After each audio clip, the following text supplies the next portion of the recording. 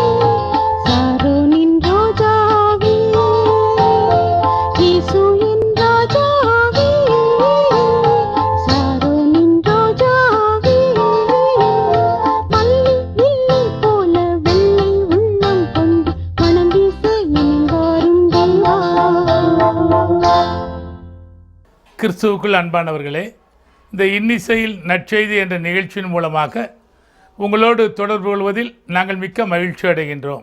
இந்த நிகழ்ச்சிகள் மூலமாக அற்புதங்கள், ஆசீர்வாதங்கள் பெற்றவர்கள் அநேகர். நல்ல ஒரு பாடலோடு கூட இந்த நிகழ்ச்சியை பார்க்க இருக்கின்ற உங்களுக்கு எங்களுடைய அன்பின் வாழ்த்துக்கள். சிறு பிள்ளைகள் சகோதரர் எசேக்கியேல் ஜார்ஜ் அவர்கள் அவன் மரித்தும் பேசுகிறான் என்ற வேத வசனத்தின்படி எசேக்கியேல் ஜார்ஜ் அவர்களுடைய பாடலை நடனத்தின் மூலமாக சிறு பிள்ளைகள் துதித்து குதித்து ஆடினார்கள். ஆண்டவராக இயேசு பிறப்பதற்கு சுமார் 600 ஆண்டுகளுக்கு முன்பதாக ஏசாயா தீர்க்கதரிசி ஏசாயா 43ஆம் அதிகாரம் 21ஆம் வசனத்திலே மிக அழகாக சொல்கின்றார். இந்த ஜனத்தை நான் எனக்கென்று ஏற்படுத்தினேன், இவர்களின் துதியை சொல்லி வருவார்கள் என்று சொன்ன வேத வசனத்தின்படி இந்த நாளிலே இந்த பிள்ளைகளுடைய பாடலை ஆடலை நீங்கள் பார்த்தீர்கள். சங்கீதக்காரனாகிய தாவீது 96ஆம் சங்கீதம் 2ஆம் வசனத்திலே கர்த்தரை பாடி அவருடைய நாமத்தை ஸ்தோத்திரியுங்கள், நாளுக்கு நாள் அவர் ரட்சிப்பை சுவிசேஷமாய் அறிவியுங்கள் என்று சொல்கின்றார். இந்த நாளிலும் கூட ஆண்டவருடைய அற்புதங்களை, நிகழ்ச்சிகளை நாம் நம்முடைய வாழ்க்கையிலே அனுபவித்திருக்கிறோம். நாம் மற்றவர்களுக்கு சொல்லி இருக்கின்றோமா? இதே சங்கீதக்காரனாகிய தாவீது சங்கீதம் 68ஆம் சங்கீதம் 4ஆம் வசனத்திலே தேவனை பாடி அவருடைய நாமத்தை கீர்த்தனம் பண்ணுங்கள் என்று சொல்லுகின்றார். தேவனை பாடி சோத்திர பலியிடுகிறவன் என்னை மகிமைப்படுத்தினான்னு சொன்ன வேத வசனத்தின்படி ஆண்டவரை துதிக்க நாம் கடமைப்பட்டிருக்கின்றோம்.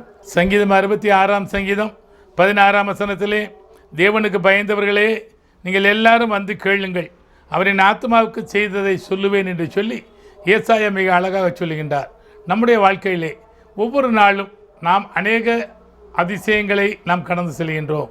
இந்த நாளில் மற்றவர்களுக்கு நாம் அதை சொல்லி இருக்கின்றோமா? ஏசாயா 50ஆம் அதிகாரம் 4ஆம் வசனத்திலே, இளைப்படைந்தவனுக்கு சமயத்துக்கு ஏற்ற வார்த்தை சொல்ல கர்த்தர் எனக்கு கல்விமானி நாவை தந்தரினார் என்று சொல்கின்றார். ஆண்டவராகிய இயேசு இந்த விதமாக ஏசாயா அழகாக சொல்கின்றார்.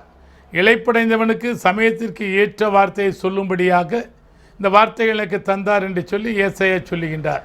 அதே போல் இந்த நாளிலும் கூட நீங்களும் ஆண்டவருடைய பாதத்தில் அமர்ந்து, நீர் எனக்கு என்ன சொல்ல காத்திருக்கின்ற சொல்லி கேட்டால் அவர் உங்களோடு கூட பேச ஆயத்தமாய் இருக்கின்றார். ஆண்டவராகிய இயேசு பரத்துக்கு எடுத்துக்கொள்ளப்படும் பொழுது மார்க்கு 16ஆம் அதிகாரம் 15ஆம் வசனத்திலே இயேசு அவர்களை நோக்கி, நீங்கள் உலகம் எங்கும் போய் சர்வ சிருஷ்டிக்கும் சுவிசேஷத்தை பிரசங்கிங்கள் என்று சொல்லி ஒரு கட்டளையாக சொல்கின்றார். அந்த கட்டளையை சீஷர்கள் நிறைவேற்றினார்கள். அதையே லூக்கா 24ஆம் அதிகாரம் 47ஆம் வசனத்திலே, மனம் திரும்புதலும் பாவ மன்னிப்புக்கும் ஏற்ற எருசலேம் தொடங்கி சகல தேசத்திற்கும் அவருடைய நாமத்தை பிரசங்கிக்கப்பட வேண்டும் என்று சொல்லி மிக அழகாக இயேசு சொல்கின்றார். இந்த நாட்களிலே டிவி நிகழ்ச்சி மூலமாக, மேடையிலே அநேக செய்தியாளர்கள் மூலமாக, யூடியூப் மூலமாக அநேகம் தேவனுடைய வார்த்தை நீங்கள் கேட்கின்றீர்கள். அதை ஏற்கனவே ஆண்டவராக இயேசு சொன்ன வார்த்தை நிறைவேறிக்கொண்டு வருகின்றது. பிரசங்கி 7ஆம் அதிகாரம் 14ஆம் வசனத்திலே சாலமோன் மிக அழகாக தன்னுடைய வாழ்நாளின் கடைசியிலே சொல்கின்றார், வாழ்வு காலத்தில் நன்மையை அனுபவித்திரு, தாழ்வு காலத்தில் சிந்தனை செய்ய என்கின்றார். வாழ்கின்ற காலத்தில் நாம் என்ன செய்ய வேண்டும்? நன்மையை அனுபவித்திருக்க வேண்டும் என்று சொல்கின்றார். உங்களுடைய வாழ்க்கையிலே சற்று இரக்கம் காணப்படும் பொழுது நாம் ஏன் இறங்கினோம் என்பதை நம்மை சிந்தித்து பார்க்க ஞானியாகிய சாலமோன் சொல்கின்றார். அதையே பிரசங்கி 2ஆம் அதிகாரம் 24ஆம் வசனத்திலே, மனுஷன் புதித்து குடித்து தன் பிரயாசத்தின் பலனை அனுபவிக்கிறதை பார்க்கிலும் அவனுக்கு ஒரு நன்மையும் இல்லை, இதுவும் தேவனுடைய கரத்திலிருந்து வருகிறது என்று சொல்கின்றார். தேவனுடைய கரத்திலிருந்து தான் நாம் ஒவ்வொரு நாளும் ஆசீர்வாதங்களையும் அநேக காரியங்களையும் பெற்றுக்கொள்கின்றோம். ஆண்டோடைய அன்பு அகலம் ஆழம் நம்முடைய கண்களுக்கு நம்முடைய புத்திக்கு எட்டாதாக இருக்கின்றது. ஒரு ஊழியர் இவ்வாறாக சொன்னார், உப்பை குறித்து சொன்னார், உப்பை குறைக்க வேண்டும் என்று சொன்னார். அநேகம் டாக்டர்கள் சொல்வார்கள், ஆனால் அவர் என்ன உப்பு சொன்னார் என்றால் தொணதொணப்பு. அநேகம் பேர் என்ன சொல்வார்கள்? தொணதொண என்று பேசிக்கொண்டே இருப்பார்கள். அந்த தொணதொணப்பை குறைக்க வேண்டும் என்று சொல்கின்றார். அடுத்து கடுகடுப்பு. கடுகடுப்பு என்று சொன்னால் மாமியார் மருமகள் உறவு, மாமியார் மருமகள் உறவு நீங்கள் பார்த்திருப்பீர்கள். அந்த கடுகடுப்பு அந்த பூ இருக்கக்கூடாது என்று சொல்கின்றார்.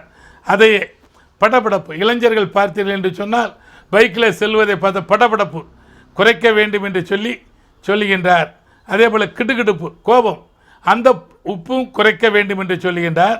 அதே போல் முறுமுறுப்பு, அந்த உப்பையும் குறைக்க வேண்டும் என்று சொல்கின்றார். கூட்ட வேண்டிய காரியம் அன்பு, அந்த உப்பை நம்ம என்ன செய்ய வேண்டும்? கூட்ட வேண்டும். மன்னிப்பாகிய உப்பை கூட்ட வேண்டும். அதே போல் சிரிப்பு என்ற பூவை கூட்ட வேண்டும்.